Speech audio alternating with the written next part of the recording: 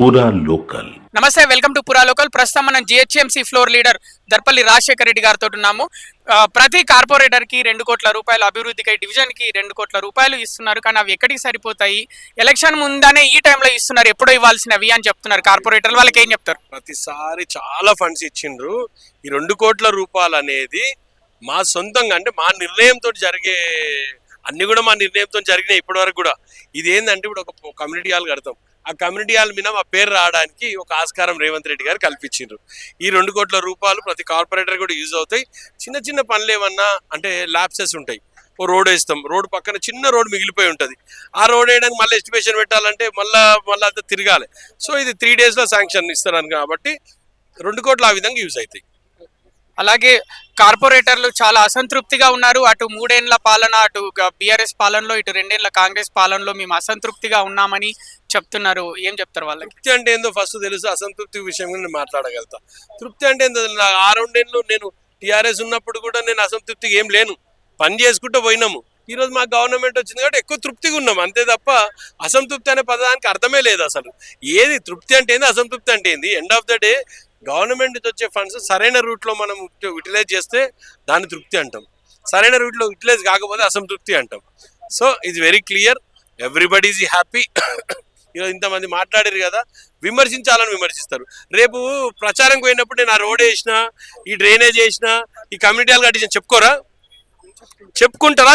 చెప్పుకోకుండా ఎవరైనా ఎలక్షన్కి వెళ్ళమని రేపు వీళ్ళందరినీ, వీళ్ళు ఇంతమంది 150 మంది కార్పొరేటర్లు ఉన్నారు కదా, వీళ్ళందరినీ ఒక్కసారి అడుగు. నువ్వు నేను అడిగిన క్వశ్చనే అడుగు, మేడం ఇప్పుడు మీరు అంటారు కదా అసంతృప్తి ఉంది, మాకు పని చేయలేదు గవర్నమెంట్ అని.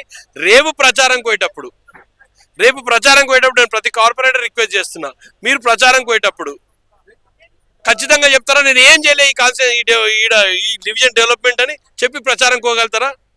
నేను అదే అంటున్నా బ్రదర్, రాజకీయాలలో మాట్లాడడానికి 100 రకాలుగా మాట్లాడతాం మనం కూడా. సో నేను అనేది ఒకటే, end of the day now it's a time for development. 2 కోట్ల రూపాయలు మీకు ఇచ్చిర్రు, చిన్న పనులు ఏమైనా ఉన్నాయి, పెండింగ్ పనులు ఏమైనా ఉంటే కంప్లీట్ చేసుకోండి.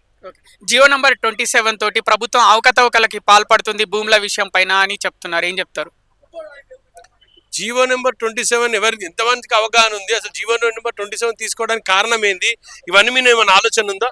GO number 27 was establish basing on GO number 20. GO number 20 industries GO ఒకటి ఉంది. జీవో నెంబర్ 20 ఇండస్ట్రీస్ జీవోలో దాంట్లో ఏమంటారు తెలుసా? Industries GO, all the factories, all the industries before ring road should be moved out of ring road అని ఆ జీవోలో GO number 20 ఇచ్చిండు. అప్పుడు కిరణ్ కుమార్ రెడ్డి గారు మా చీఫ్ మినిస్టర్ ఉండే, ఆయన ఆ రోజు ఇచ్చిన జీవో అది. జీవో నెంబర్ 20 బేస్ చేసుకుని జీవో నెంబర్ 27 వచ్చింది. జీవో నెంబర్ 27 ఇండస్ట్రీ జీవో ఏం చెప్తుంది? భూమి ఈ రోజు 25,000 ఉంటే 32,000కి రెగ్యులరైజ్ చేస్తున్నాం. మేము 22,000కి ఏం చేస్తలేం, గవర్నమెంట్ వాడు 22,000. కానీ ఒకటి గుర్తుపెట్టుకో, 60 సంవత్సరాల కింద నేను హైదరాబాద్ వచ్చిన ఫ్యాక్టరీ పెట్టాలంటే ఎన్ని ఖర్చులు పెట్టిన డబ్బులు ఆ రోజు 60 ఏళ్ల కింద పెట్టిన డబ్బులు ఇప్పటికీ ఆ భూమిలో అట్లనే ఉన్నాయి కదా, మరి ఆ భూమిని కాపాడుకున్నా కదా నేను. దాన్ని నన్ను ఫ్రీ హోల్డ్ చేయమని అడుగుతున్న జీవో ఇది. ఆ భూమి నాకు ఫ్రీ హోల్డ్ చేయమని అడుగుతున్న భూమిని ఇంత రాజకీయం చేస్తున్నవే. మీరు చేసిన 10 సంవత్సరాల భాగవతం బయటకు తీస్తే ఏం మాట్లాడగలుగుతావు కేటీఆర్? నువ్వు సింపుల్ ఒకటే ఆలోచించుకోను, 60 సంవత్సరాలుగా నేను కొన్న భూమి నాకు రెగ్యులరైజ్ చేయడానికి నువ్వు ఆలోచన చేస్తుంటే గవర్నమెంట్గా, ఫ్రీగా ఏం చేస్తలేదు నా గవర్నమెంట్, మళ్ళా నా భూమి నాకు రెగ్యులరైజ్ చేయడానికి మీరు ఆలోచన చేస్తే మరి నువ్వు దారదత్తం చేసిన భూములన్నీ దాని మీద కూడా చర్చ జరగాలి. ఐలా భూముల మీద చర్చకు నేను రెడీ, ఎవరినైనా రమణపై రాష్ట్రంలో ఐలా భూముల మీద, ఐలా ఇచ్చిన ఇండస్ట్రీస్ డిపార్ట్మెంట్ ఇచ్చిన జీవో మీద నేను రెడీ ఉన్న చర్చకి, దాని మీద చర్చకు రమ్మనండి నాతోటి. ఈరోజు శ్రీనివాస్ యాదవ్ గారు కూడా చర్చ లేవదీసిన ప్రయత్నం చేసినారు, ఆపినాం.